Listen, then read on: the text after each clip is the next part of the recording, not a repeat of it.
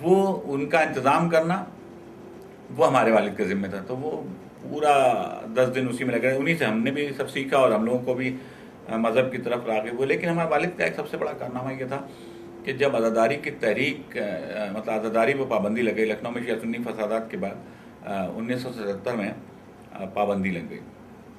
تو پابندی لگی تو شیعہ لیڈرشپ نے ایک فیصلہ یہ کیا کہ صاحب جلوسوں میں پابندی لگی, ہم مجالس بھی نہیں کریں گے. اب صاحب پورا محرم سونا ہو گیا, لوگ پاگل گھوم رہے ہیں کہ کیا آدھی تو انہیں نے گورنمنٹ نے بند کیا, آدھی ہم نے بند کر دی. تو ایک سال تو صاحب ایسے گزر گیا. دوسرے سال ہمارے والد نے نعرہ دیا کہ آزاداری یا موت, کہ ہمیں آزاداری کرنا ہے یا موت کو اختیار کرنا ہے. اور یہ نعرہ اس قدر مقبول ہوا عوام میں, کیونکہ عوام کے دل کی آواز تھا. وہ چاہتے تھے کہ بھائی ہم کو ہماری شیعوں کی زندگی ہے تو آزاداری ہے, اس کو چھوڑ کر ہم کیسے زندہ رہ سکتے ہیں. تو اب ایک ہنگامہ مچ گیا. پھر اسی زمانے میں دہلی میں پڑھتا تھا نہرو یونیورسٹی میں. تو میرے والد نے مجھ کو وہاں سے کہا, تو پھر میں اس میں شامل ہوا, اس آزاداری کی تحریک میں شامل ہوا.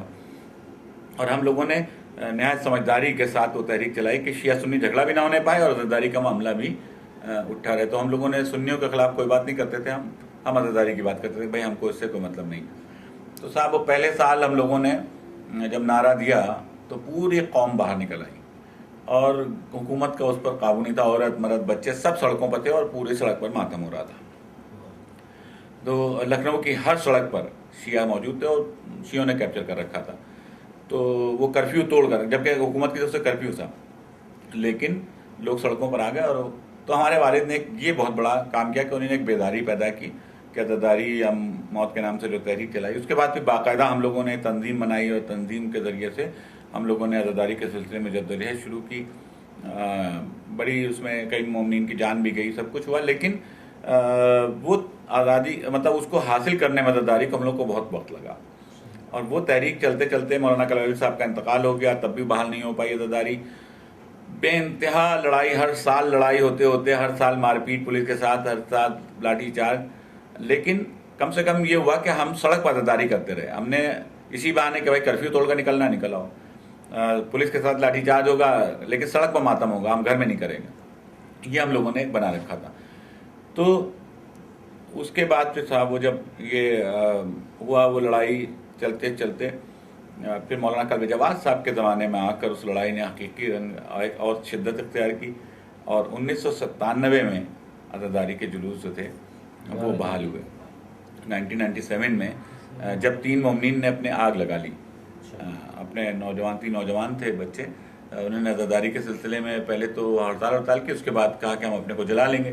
تو لوگ سمجھتے رہے کہ ایسے ہی مذاق کر رہے ہیں یہ, لیکن انہوں نے کہا کہ نہیں ہم اپنے, اور انہوں نے آگ چھڑک کے اپنے آگ لگا لی. تو 3 نوجوان جب مر گئے تو اس کے بعد ایک قوم میں نئی بیداری پیدا ہوئی. اور اس کے بعد پھر حکومت کو جھکنا پڑا اور جلوس اعضاء کی پابندی ختم ہوئی جلوس اعضاء پر سے, اور لکھنؤ میں جلوس اٹھنے لگے. تو یہ تو ہمارے خاندان کی ایک طریقے سے وہ ہے جو خدمات تھی ہمارے خاندان کی, کہ آزاداری کے سلسلے میں اور کلچر میں اور ثقافت میں جو بھی وہ تھا. بہت طویل ہے اور مجھے ظاہر بات ہے کہ اتنی زیادہ تاریخی معلومات بھی نہیں, لیکن پھر بھی جو دیکھتا چلا ہے. اچھے الفاظ میں آپ نے اس کو سبمٹ کیا. اپنے بارے میں آپ بتائیں کہ آپ نے جو ہے شاعری کی ابتدا کب سے کی اور کس خاص شکل میں؟ پیدائش کیا ہے؟ میں 22 اگست 1956 میں پیدا ہوئے ہندوستان لکھنؤ میں.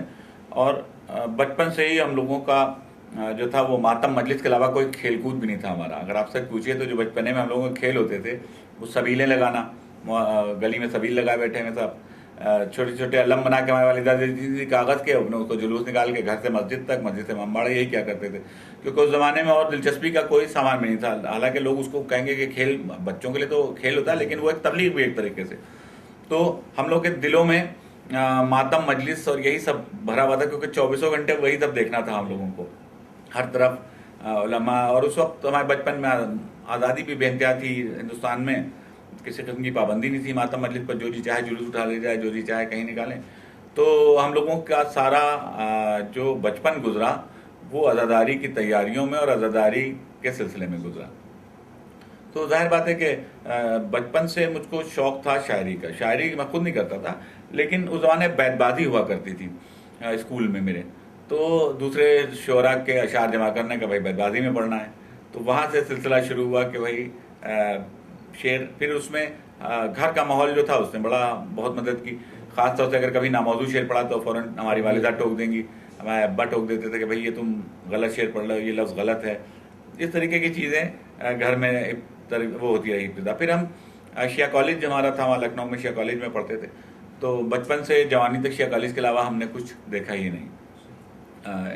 تو وہاں پر بھی اس کا ماحول بہت تھا, شاعری وائری کا بھی ماحول تھا, اور مجلسوں کا اور مشاعروں کا بھی. وہاں مشاعرے بھی ہوا کرتے تھے, مسال میں بھی سبھی طریقے کی باقاعدہ شاعری کا آغاز کب سے کیا؟ 69 میں پہلی مرتبہ میں نے کوشش کی شعر کرنے کی. بہت دلچسپ سا واقعہ ہے کہ حسینی شاعر فضل نقوی صاحب کے یہاں شب بیداری ہوتی تھی, تو میرا دل چاہتا تھا کہ میں بھی سب بچے پڑھتے تھے بیٹھ کے ان کا ممبر پر.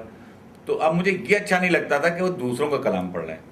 اب میں بھی کر سکتا تھا کہ کسی کا لے جا کے اور وہ جیسے اور دوسرے بچے پڑھا کرتے تھے میں بھی پڑھنے لگوں. تو میں نے سوچا کہ میں کوشش کر کے دیکھتا ہوں کہ شعر کہوں. تو میں نے ایک کتاب نکالی اپنے چچا کی, اور اس میں سے دیکھا کہ ردیف قافیہ کیا ہوتا ہے, اسی کچھ کوشش نقل کرنے کی کوشش کی میں نے, اور اپنے 6-7 شعر کہے میں نے. اس کے بعد میں فضل صاحب پر لے کے گیا, تو وہ بہت خوش ہوئے, کہنے لگے بھائی ایک مصرع اس میں موضوع ہو گیا غلطی سے, باقی تو سب ناموضوع تھے ہی, تو ایک غلطی سے موضوع ہو گیا تھا. تو وہ اگر کہا جائے اس حساب سے ابتدا تھی. پھر تھوڑا بہت جب آپ کالج میں ہوتے ہیں تو آپ پر کچھ رومانس غالب ہوتا ہے, کچھ لڑکوں کی جو دوستی ہوتی ہے وہ آپ کو, تو اس میں بھی ہوتا ہے کہ بھائی چلو شعر و شاعری کی جائے. تو اس وقت پھر ہم نے شعر و شاعری پھر شروع کی, اور لوگوں کو سنانے کے تاکہ ایک اپنی پہچان بنا سکیں, اور غزلیں کہنا شروع کی. بھائی الٹی سیدھی نا موضوع, لیکن لے جا کے اپنے چچا کو دکھاتے تھے, ناظر خیامی صاحب کو. تو ناظر خیامی صاحب کیا کرتے تھے کہ 2-3 شعر اور کہہ کے دے دیتے تھے کہ لے جاؤ. تو اب وہ لگتا ہی تھا کہ بھائی آپ کے کہاں شعر ہو کہاں ان کے شعر. تو وہ فوراً پتہ چل جاتا تھا کہ کسی سے کہلوا کے لے کر آ. ہم کو بھی احساس ہوتا تھا کہ یہ آدمی تو کہے گا کہ یہ, مثال کے طور پر ایک شعر ہم نے غزل کہنے کی کوشش کی, کیا وہ مثل آئینہ سرے راہ بکھر جائیں گے, ہم تیرے در سے جو اٹھیں گے کدھر جائیں گے. وہ بھی ناموضوع سے تھا, انہیں نے موضوع کر دیا اس کو. اس کے بعد انہیں 2-3 شعر اور کہہ دیے اس میں. اب اس میں کیا سوئے میخانہ بڑھیں گے وہی ارباب جنوں, منزل دیر و حرم سے جو گزر جائیں گے. اب کون آدمی یقین کرے گا کہ 16-17 برس کے لڑکے نے کہی, تو آپ پڑھ بھی نہیں سکتے کیونکہ پکڑے جائیں گے آپ فوراً ہی. تو اتنی تو سمجھ تھی کہ لوگ سمجھ جائیں گے کہ ہمارا شعر نہیں ہے بھائی, تو ہم پڑھتے بھی نہیں تھے وہ کہیں پر کہ یہ شعر جو ہیں, کیا دور رہے گردش دورہ میرے نزدیک نہ, میرے آنسو تیرے دامن پر بکھر جائیں گے. اب ظاہر بات ہے کہ یہ کوئی 16-17 برس کا لڑکا تو کہہ نہیں سکتا تھا. تو بہرحال یہ سلسلہ رہا. لیکن پھر ہم نے اس کے بعد فضل صاحب کو دکھانا شروع کیا باقاعدگی سے. تو فضل صاحب کو جب میں نے دکھانا شروع کیا تو وہ شعر کو دوسرا کہہ کے نہیں دیتے تھے, ان کی ایک خاص بات تھی. دوسری بات یہ تھی کہ وہ ریپیئرنگ کرتے تھے شعر کی, آپ ہی کے شعر کی ریپیئرنگ کر کے ادھر سے ادھر کر کے, اور وہ صحیح کر دیتے تھے موضوع ناموضوع. پھر وہ انہیں بتایا کہ موضوع ناموضوع کیسا ہوتا ہے, بحریں کیا ہوتی ہیں, اور کیا دھیرے دھیرے وہ تو پریکٹس ہے. پھر وہ الفاظ کو بتاتے تھے کہ دیکھو شمع نظم کرنا ہے تو یہاں پر شمع نظم کرنے کے لیے درد نظم کر کے دیکھ لو, کہ جس سے ہاں لے جاؤ.